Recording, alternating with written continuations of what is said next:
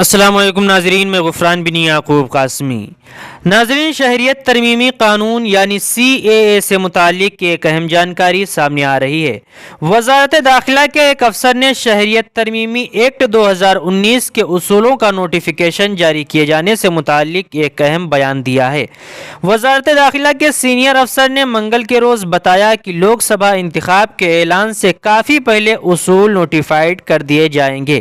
انہوں نے یہ بھی کہا کہ حکومت جلد ہی CAA کے لیے دستور العمل جاری کرے گی۔ اس سلسلے میں ہندی روزنامہ امر اجالا پر ایک رپورٹ شائع ہوئی ہے۔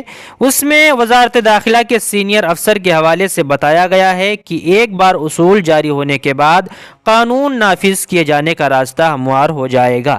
شہریت ترمیمی قانون نافذ ہونے کے بعد اصولوں کے تحت اہل لوگوں کو ہندوستانی شہریت بھی دی جا سکے گی۔ انہوں نے کہا کہ 4 سال سے زیادہ کی تاخیر کے بعد CAA کے نفاذ کے لیے اصول ضروری ہیں۔ کیا اس قانون کے اصول اپریل مئی ماہ میں ہونے والے لوک سبھا انتخاب کے اعلان سے پہلے نوٹیفائی ہو جائیں گے؟ اس سوال پر سینئر افسر نے کہا کہ ہاں، انتخاب کے اعلان سے کافی پہلے اصول جاری کر دیے جائیں گے۔ سینئر افسر کا کہنا ہے کہ اصول تیار ہیں اور آن لائن پورٹل بھی تیار ہے، پورا عمل آن لائن ہوگا۔ درخواست دہندگان کو وہ سال بتانا ہوگا جب انہوں نے سفری دستاویزوں کے بغیر ہندوستان میں داخلہ پایا تھا۔ درخواست دہندگان سے کوئی دستاویز نہیں مانگا جائے گا۔ واضح رہے کہ گزشتہ 27 دسمبر 2023 کو مرکزی وزیر داخلہ امت شاہ نے قانون کے نفاذ سے متعلق کولکاتہ میں بیان دیا تھا۔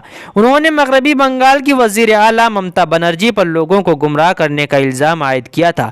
امت شاہ کے مطابق CAA کو نافذ کرنا BJP کے عزائم میں شامل ہے۔ CAA کا نفاذ کوئی نہیں روک سکتا کیونکہ یہ ملک کا قانون ہے۔ غور کرنے والی بات یہ ہے کہ پارلیمانی دستور العمل کے مطابق کسی بھی قانون کے اصول صدر جمہوریہ کی منظوری کے 6 ماہ کے اندر تیار ہو جانے چاہیے۔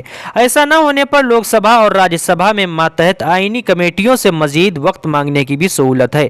اصول بنانے کے لیے 2020 کے بعد وزارت داخلہ مستقل وقفہ پر کئی پارلیمانی کمیٹیوں سے ایکسٹینشن لیتا رہا ہے۔ پارلیمنٹ کے دونوں ایوانوں سے بل پاس ہونے کے بعد دسمبر 2019 میں شہریت ترمیمی قانون کو صدر جمہوریہ کی منظوری ملی تھی۔ اس قانون کے خلاف ملک کے کچھ حصوں میں بڑے پیمانے پر احتجاجی مظاہرے ہوئے تھے۔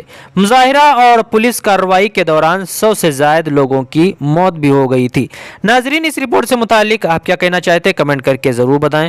مختصر نیوز کے لیے ہمارا چینل ضرور سبسکرائب کریں۔ السلام علیکم ورحمۃ اللہ وبرکاتہ۔